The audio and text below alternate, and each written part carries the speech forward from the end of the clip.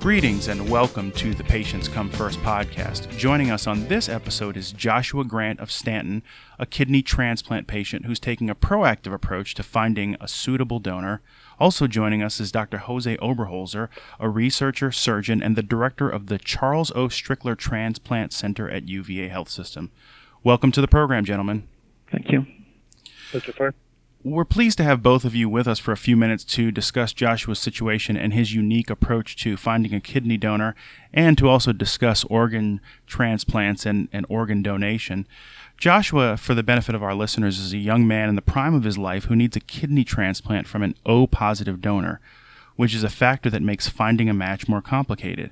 To help improve his chances of finding a donor, Joshua is using some creative word-of-mouth techniques to help the process along. If you would, Joshua, please tell us about your condition and how you've taken matters into your own hands to help identify a donor.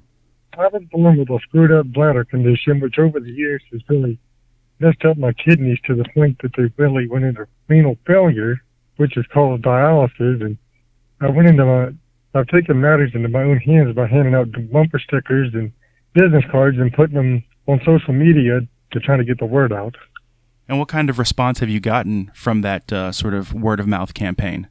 I've gotten several phone calls and emails and Facebook messages, people wanting to know what all is entailed with a donation and kind of the next step and so forth as far as how they go on. So we've had some pretty positive outcomes so far.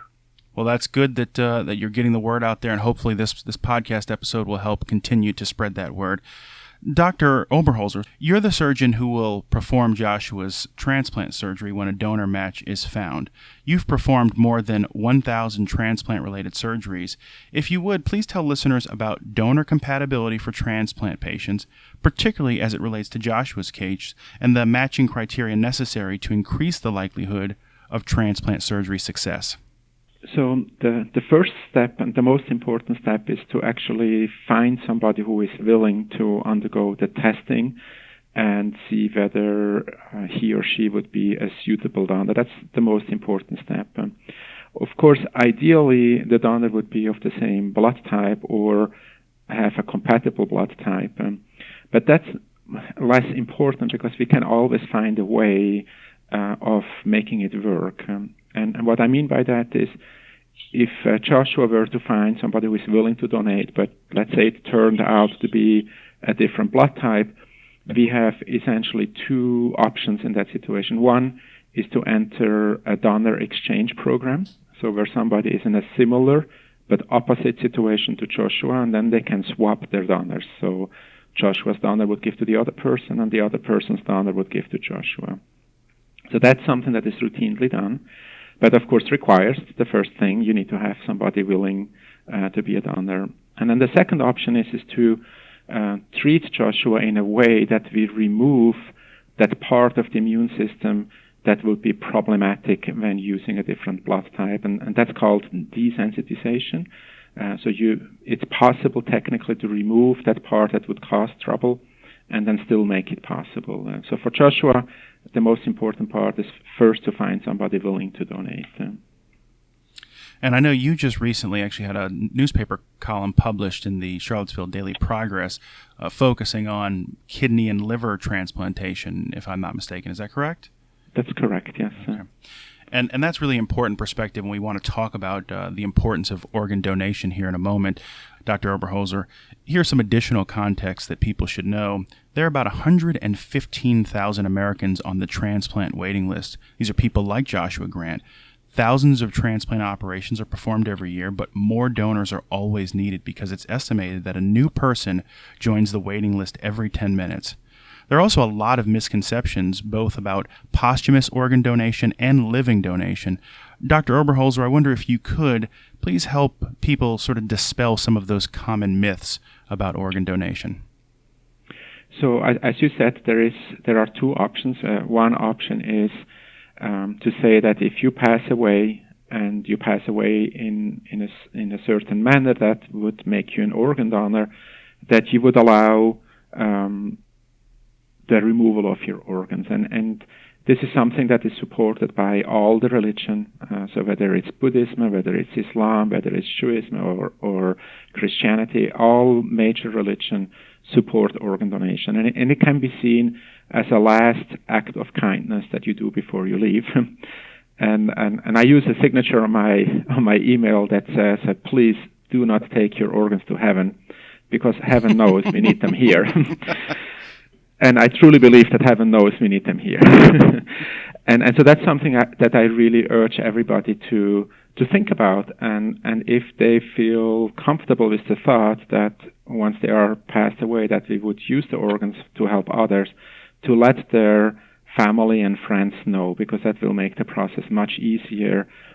You can imagine in a moment where a family loses a loved one, to approach them and ask about organ donation is not that easy. But if you had that kind of discussion before, it makes it much easier, because then the family will feel like, okay, we want to make sure that we fulfill the last wish of our loved one, and we know that our loved one wanted to donate the organs. So that's the one that you write on your driver license, whether you want to be that or not.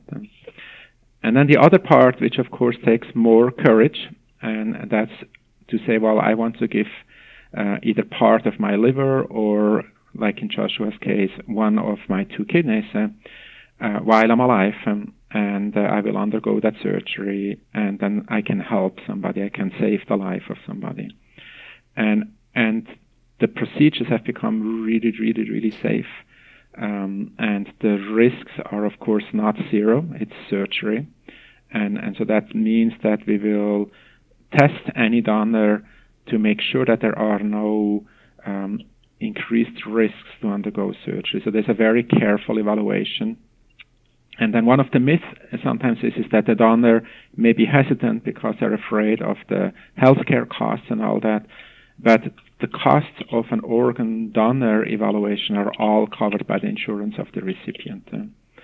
And then there are, there's the National Kidney Foundation and other organizations that can help in hardship cases, with loss of work, income, and things like that, to make it as easy and financially as little burdenful to any donor.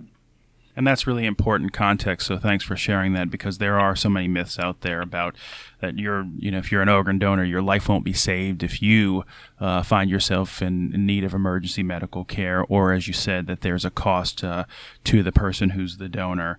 So, or that, there are these notions that are not founded in fact about that there's preferential treatment for people on the waiting list, all of these things. So I'm glad you were able to address that. And this really is a life-saving issue for so many people.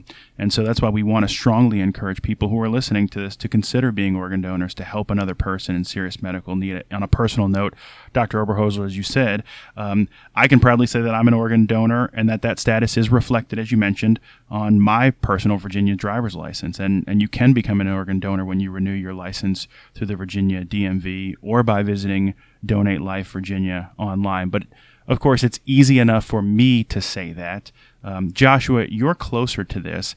And so I wonder if you can sort of speak to this personally about why organ donation is so vital and how it really can make an impact, a life-saving impact on another person. Without it, you're relying on a machine to live. I mean, I just turned 31 years old, and I'm trying to juggle a full-time job and do dialysis. I mean, without this organization, you're going to deal with dialysis until you pass on or get the donation, one of the two. And the longer it goes, the more health conditions that can come up, like your heart and everything else starts to take effect from it. So donation is really a big, important thing. It's a lifesaver for the guy getting it. It means so much to the donor. You said that so well, Joshua, so I appreciate you sharing that. Again, as I mentioned, for anyone listening, if you feel moved to become an organ donor, please visit Donate Life Virginia online. You can also find information about organ donation by visiting UVA Health System online. If you Google the terms UVA donor and kidney, that will actually take you to a page through which you can actually submit a prospective donor form. On that note, I want to thank you both for being with us today. But before we part company, we'll close with a question we ask all of our guests on the podcast. It's one we borrow from a popular BBC program. And the question is this: if you were stranded on a deserted island, what one book and one album would you take with you? And we will spot you a copy of the religious text of your choice.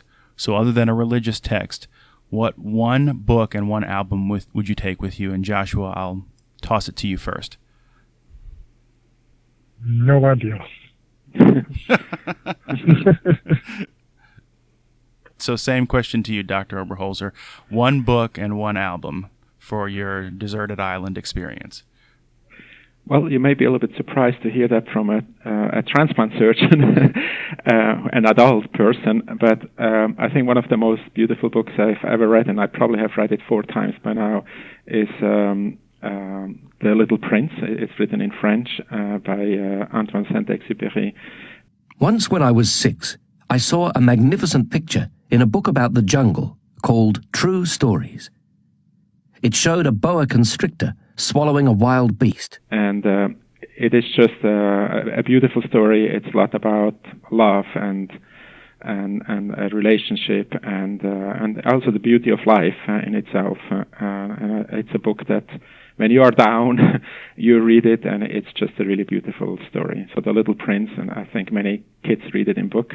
Read it in school. So that would be one book that I could always take to your hand. And then the music album. So if I had to listen to really beautiful music, then I would take music by Yo-Yo Ma, who is a cellist, and really plays beautiful music. So that's also something in a moment where things are maybe more difficult, and I listen to that kind of music. So Yo-Yo Ma, cello solos.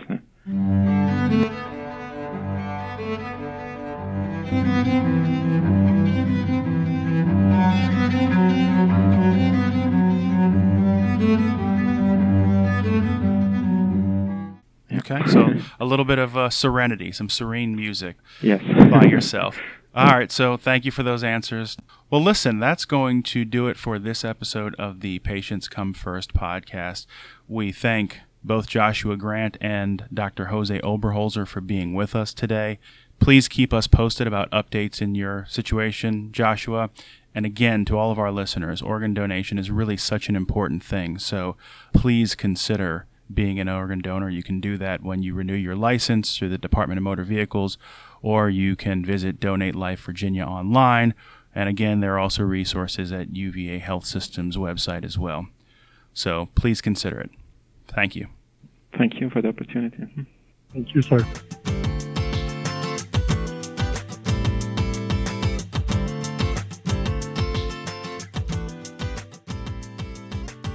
That's going to do it for today's episode of the Patients Come First podcast. You can find new episodes as they become available at www.vhha.com. You can also find episodes of the podcast on SoundCloud and on other popular podcast portals. We also encourage you to engage with us on social media, including Facebook and Twitter.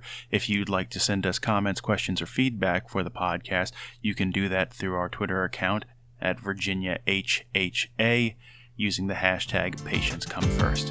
Thanks.